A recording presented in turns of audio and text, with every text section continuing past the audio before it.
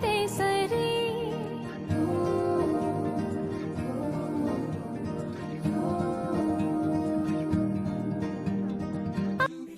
everyone, this is our picnic vlog MBS 2080 batch of Prithvi Narayan campus. Campus gate बगर हाम्रो check in point रहेको छ। यहाँबाट सबैजना भेला भएर हामी अगाडि जाँदैछौँ। हाम्रो पिकनिक स्पट रहेको छ पुङदीकोट लुकुङसरा। हामी अब त्यहाँबाट जाँदैछौँ। And here's the photo of our gentleman and organizer also.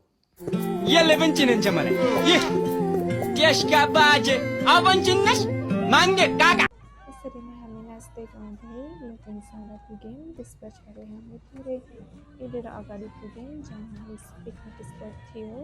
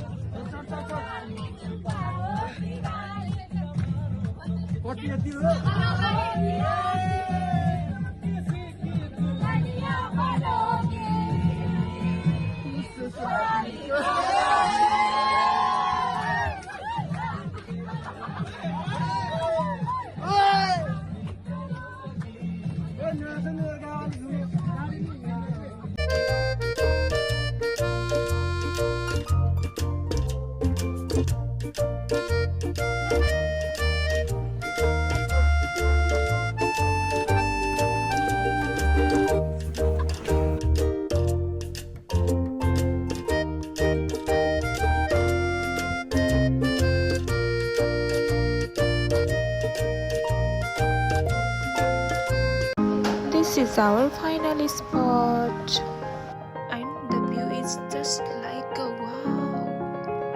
And the view को नजारा हेर्दै हामीले ब्रेकफास्ट गरेर हामी फोटो भिडियो सुटतिर गयौँ। Then we take lots of photos and video.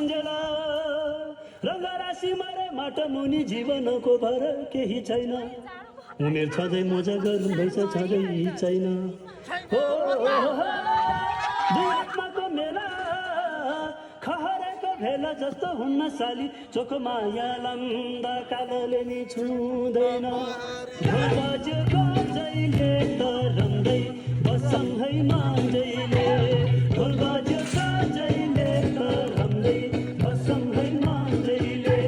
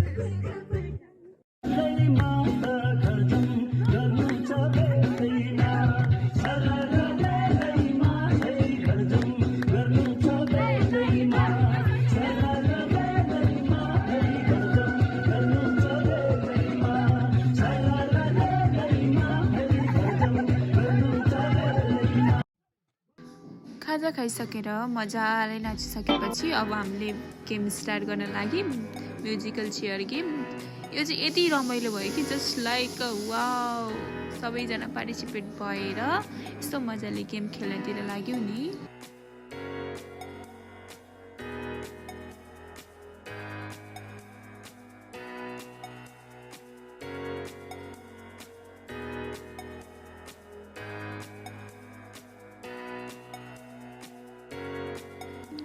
Musical chair game सकिसलगतै हाम्रा बहुमुखी प्रतिभाका धनी गणेश पौडेल, सिजला अधिकारी लगायतका हाम्रा साथीहरूले आफ्नो प्रतिभाहरू देखाउनुहुन्छ, जसले गर्दा सुन्न सुगन्ध थपिए जस्तो हुन्छ।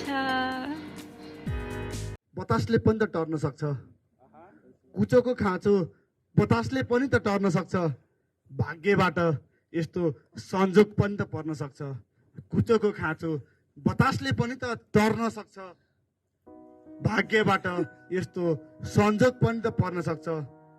सोचेर निर्णय लिनुपर्छ सजाय दिनेहरूले, सोचेर निर्णय लिनुपर्छ सजाय दिनेहरूले, गल्ती गर्नेले अन्जानमा पनि त गर्न सक्छ।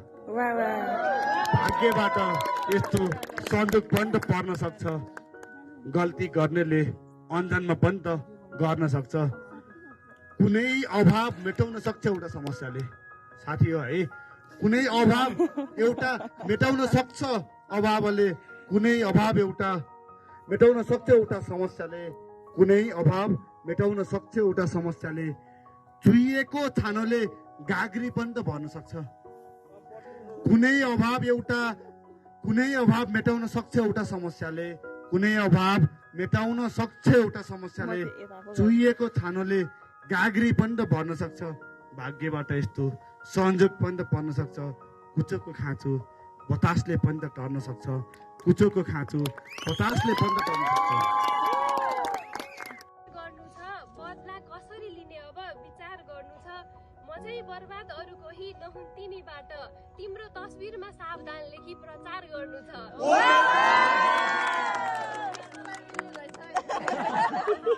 अब नेक्स्ट वान है। जन्मेदेखि नमरुन् जेलको पीर हेरेर बाँच्नु परेको छ नदेखिने तकदिर हेरेर, जन्मेदेखि नमरुन् जेलको पीर हेरेर बाँच्नु परेको छ नदेखिने तकदिर हेरेर। सोच्दछु यो संसारमा सबै स्वार्थी हुन्छन्, तर सोच बदलिन्छ आमाको तस्बिर हेरेर।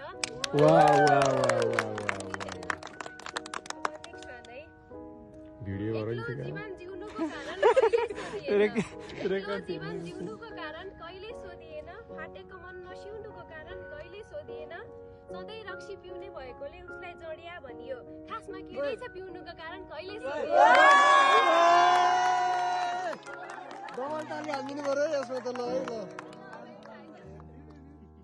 अनेकौं तरङ्गले मनलाई डस्छ एकान्तमा, अनेकौं तरङ्गले मनलाई डस्छ एकान्तमा, भाग्य सम्झी मनमा चिसो पस्छ एकान्तमा, मुस्कुराउँदा मैले यसलाई पिर्दैन छ भन्छन्, तर यी आँखाबाट पनि आँसु खस्छ एकान्तमा, तर यी आँखाबाट पनि आँसु खस्छ एकान्तमा।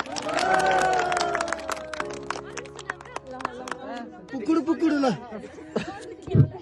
यसै गरी चाहिँ यो प्रोसेस पछि ल हाम्रो गैतोफुल कार्यक्रम सुरु हुँदैछ।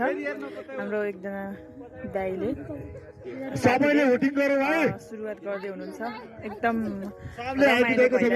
यस्तो रमाइलो गरिरहेछौँ हिमालको काखमा।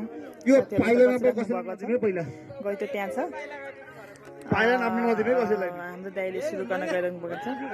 ल जानुस् दाइ, ल है ल देखो क्या हो, सिधै आउनु भएको त। आइटी दाइ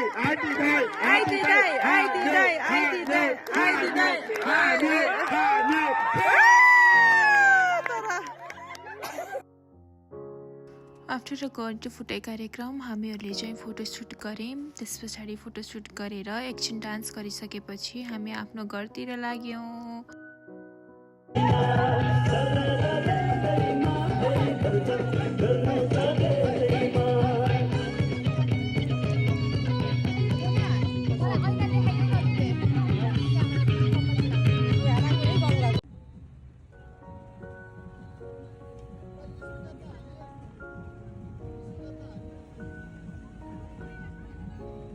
यो थियो हाम्रो पिकनिक ब्लग। सायद यो हाम्रो लागि पिकनिक ब्लग मात्र नभएर one of the memorable event पनि हुनेछ।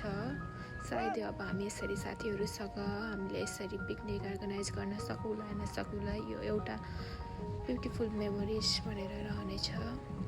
Thank you for watching. Do like, comment and subscribe.